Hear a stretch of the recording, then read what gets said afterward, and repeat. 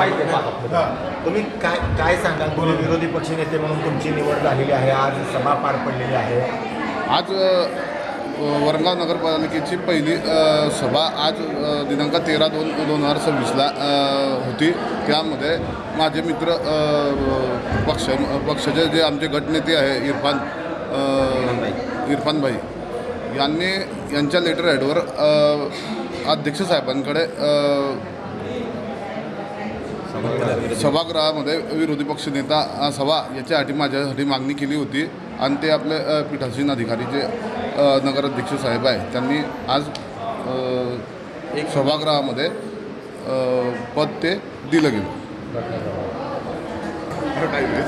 राज्याला विरोधी पक्षनेता भेटू शकत नाही, पण आपण आपल्या सभागृहामध्ये त्यांनी केलेल्या मागणीनुसार इथे सभागृहाच्या विरोधी पक्षनेता म्हणून इथे निवड केली आहे. माझी अपेक्षा आहे त्यांच्याकडनं की जे चांगले कामं चालू आहे त्याला तुमचं सहकार्य असलं पाहिजे. जे चुकीचं काम होत असेल त्याच्यावर आपण आवाज उठवला पाहिजे. शेवटी तुम्हाला 1 पासून तर 10 पर्यंत कुठे जर कधी चुकीचं काम वाटलं तर त्याच्यावर तुम्ही आवाज उठवा. आपण आपल्याला गाव पुढे न्यायचं सर्व मिळून सण. असं नाही आहे की तुम्ही विरोधी पक्षनेते झाले म्हणून तुम्ही कोणत्या गोष्टीला विरोध करा. जे गोष्ट चुकीची घडत असेल त्याला विरोध नक्की त्या माध्यमातून करा. आपण त्याच्या माध्यमातून सकारात्मकता या शहराच्या विकासासाठी कशी करता येईल यासाठी आपण प्रयत्न करूया. विरोधी पक्षनेते आदरणीय नानाभाऊ चौधरी यांची इथे निवड सभागृहाने इथे केली त्याबद्दल मी त्यांचं मनापासून अभिनंदन करतो.